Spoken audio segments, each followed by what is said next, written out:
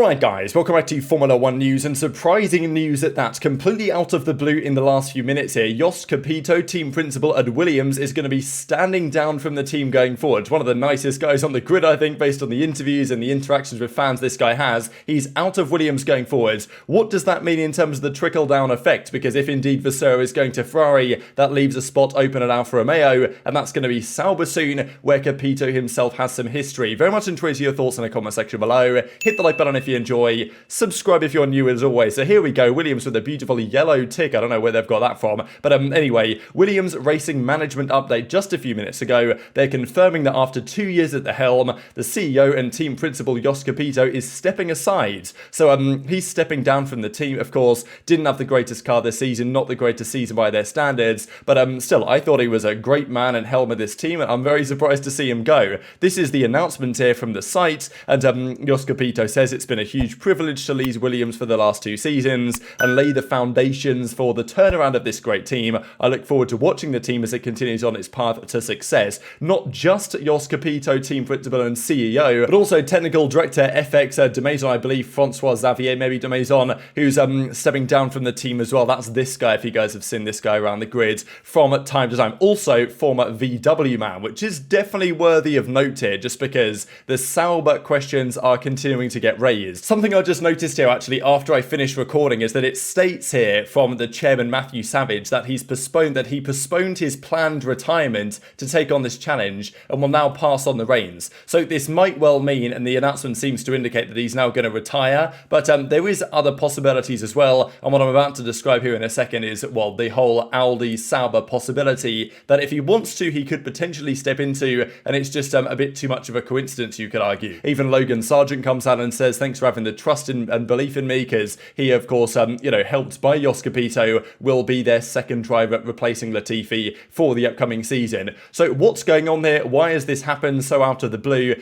Is it because he's got a better offer, basically, and wants to go to another outfit that is, well, let's just say in a more promising position as it stands? That might be the case just in light of his history. If we have a look at, his kind of resume, let's say, previous employers, BMW, Porsche, Sauber, 1996, also Volkswagen Motorsport, Williams for a couple of years, McLaren before that, but yeah, he's been at Volkswagen Motorsport as well, and it's definitely worth considering given what is currently going on at Ferrari. And apparently this is an official here we go moment coming out earlier today. Yes, Fabrizio Romano hasn't quite confirmed it like that yet, but apparently it's going to be the case. Vasseur and Ocon have finalized the deal, and Vasseur to Ferrari is a done deal, and it will happen in due course. Rumor has it an announcement is coming before Christmas. So if Fred Vasseur is joining Ferrari, this now seems to be a done deal, replacing Binotto. Now look, don't expect Binotto to be joining Williams. That's not going to be the case. And also Binotto is going to have some degree of gardening leave anyway. I don't think he's going to be able to hop into a team in February and just crack on. Like, they're going to ensure that he has a few months away from the sport, and he might go on to join Audi. That's one of the big discussions now, because Audi, even Honda, they're coming back. Porsche as well might be coming back in for 2026, and they are going to be hiring all over the shop. And it's this Alfa Romeo Sauber outfit which is the most interesting to me, especially because they will become Audi very shortly, where Jost Capito and others have some experience. So just speculation on my part that might be what's going on here. Could be completely wrong, but yeah, apparently all the news was happening earlier today, which is this news that Fred Vasseur to Ferrari is happening. Apparently he's actually bought a house near Maranello, so this is a done deal now. And Peter Sauber says when you get an offer from Ferrari, you have to go, even though others have declined it. And apparently they discussed this even earlier this year, that Vasseur and Ferrari was going to be happening. That's when the first contacts were made. So they've been planning Binotto's ousting for a long time now, and don't buy any of this idea that Binotto just stepped down of his own volition. And yeah, relations intensified from the Hungarian Grand Prix, when it was, of course, the absolute disaster class for Ferrari. The classic 3-stop for Leclerc, putting the hard tyres on, not the optimal strategy, and they completely bottled even a podium that weekend, despite arguably having the fastest car. Rumours as well that Simone Resta might be returning to Ferrari as their new technical director, or like, basically returning to Ferrari, because I think he's at Haas now. He was at Ferrari, then he went to Haas. He might make the return. That's a possibility. And they're changing around a lot of things there. Now, there's some questions about their strategy guy, whether he's going to get fired, because the likelihood is they're going to bring in the team principal, they're going to bring in the technical director, and then they might make some calls this season on what happens to strategy, and whether these guys are going to be staying or changing their roles. But from a management side, it's absolute absolute chaos right now within Ferrari. They say, though, that progress on the engine and on the car is going incredibly well, so we'll have to see how that meshes, because it feels to me like surely the management disturbances at Ferrari must be trickling down to a certain degree to the progress of their 2023 car. But if it doesn't and it's an absolute rocket ship, then fair play, but will the strategy be there to actually make it a winning possibility? We'll see. They got close enough this season for about 3 races. But yeah, that obviously means if Vasseur is joining Ferrari, that leaves a spot open at Alfa Romeo Sauber. As we say, Sauber is going to become Audi Sauber soon enough. We don't know when they're going to rebrand officially, right, and they're going to become Audi Sauber, because Audi as an engine manufacturer will only be in from 2026, but Alfa Romeo probably aren't just going to sit there for the next 3 years and still be the title sponsor really of the Sauber team just so that they can get overtaken by Audi regardless. Audi might come in some form sooner than then, and there might be a possibility of Jost Capito being the replacement for Fred Vasseur and Alfa Romeo Sauber for the upcoming season, which is then going to become Audi Sauber down the line, where he has quite some experience with VW and that entire organisation. So yeah, maybe I'm completely wrong, but definitely intrigued to your thoughts on that in the comments section below. Wanted to talk Red Bull as well as one other interesting topic here, because there's been a big talking point about Perez and what his future is within that Red Bull situation. Riccardo, of course, is there as the third driver now, and Perez was asked the question, with Daniel there waiting in the wings as the third driver, whether he feels any additional pressure having a driver of Daniel Ricciardo's caliber sitting there on the bench effectively, especially given that the relationship between Perez and Verstappen and maybe the team hasn't necessarily all been sunshine and rainbows the past few months. So there's a possibility that Daniel Ricciardo in the future could even step into that seat, who knows. I think it's unlikely personally, but Perez was like, yeah, it doesn't really bother me, because look, obviously the pressure is on a lot of drivers, doesn't change anything from his side, but still, people will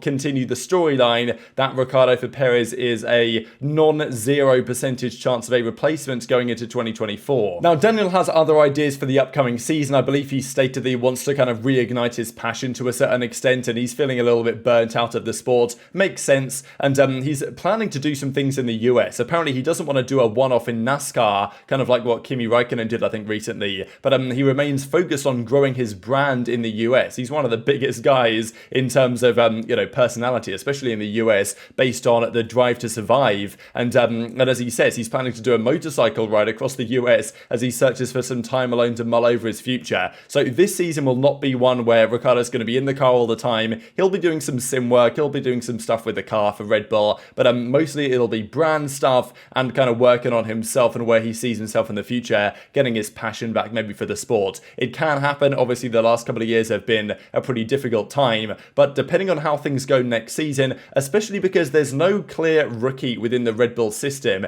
that is a clear replacement for Perez. Let's say Perez again is half a second off the pace of Verstappen next season, and the team is like, you know what, the other teams are more competitive, Mercedes are back, Ferrari are up there, we need a driver more competitive next to Max to actually give us some advantage on strategy so Max can help defend himself and stuff like this. Perez has been a great servant for Max and Red Bull the last few years. He's been a great driver on his own merit as well, but we know how things tend to go within that Red Bull camp, especially, as I say, there's no Gasly anymore, he's gone to Alpine. Is Tsunoda the man to step up from AlphaTauri? Probably not. Is Nick de Vries the man? I don't think so personally. Then you look to their junior system, Ayumu Iwasa, Liam Lawson. There's a few potential candidates out there from the Red Bull system. Maybe Lawson could be one of the more promising. I believe he's going to Super Formula to get some more experience there, but I'm not incredibly impressed with any of those Red Bull junior drivers, to be honest. And if that is the case, and they are thinking, you know what, maybe Perez has outstayed his welcome, then Ricciardo coming back could happen, right? It seems still a little bit unlikely, but I wouldn't call it completely out of the question, especially because the lifespan of a Red Bull teammate to their number one driver is not always particularly long, and Perez has been there for quite some time now. Quick note as well on Honda and Red Bull just in general. So we saw this engine freeze came through largely because Honda were leaving and therefore Red Bull powertrains, and they played seemingly a masterclass in politics manipulation there from the sporting side, because Honda is now back again. So Red Bull have said the last few years, yeah, it's not Honda guys, it's Red Bull powertrains, but the reality is they work very closely with Honda, and now Honda are back anyway, and apparently they've registered their interest in coming back in for 2026. I don't know what's going on in Honda. They leave, they come back, they leave at the wrong time, they come back again, they're going to come back again in 2026, they'll probably be gone in 2031, and then they'll be back in 2033. I don't know what Honda are playing at, but that's just one quick update for you guys. So good news, no final decision has been taken yet on this, but apparently they've registered their interest as a manufacturer for the 2026 new power unit regulations. So, definitely one to keep your eyes on, but of course, it's a couple of years out from that manifesting. And just one quick update as well on next year's cars. Haas have, again, got so homologated, I believe, just basically means they've passed the tests. Now, okay, the nose and chassis of next year's car have already been confirmed as good to go by the FIA. So, this is like probably not a good sign, let's be honest. So, yes, they've passed the tests, but that doesn't really fill you with much confidence, right? Because it means that arguably their development for the nose and chassis has already been completed at this point, and they're going to sit there on their hands for the next few months while they wait for the season to start, whereas other teams will get those tests passed right at the very last minute so that they can maximally develop. But also they've got to think about making sure they can pass the test, but you guys know what I'm getting at. So I don't know, I guess it's kind of cool. This might have happened to Haas last year as well, actually. That didn't, well, honestly, it worked out for them well at the start of last season, but they just don't have that momentum and the ability within that internal situation to bring the upgrades that other teams can bring. But I thought an interesting update for you guys regardless. But very much enjoyed your thoughts in the comment section below. Hit the like button if you enjoyed. Subscribe if you are new. Take care, and I'll see you next time.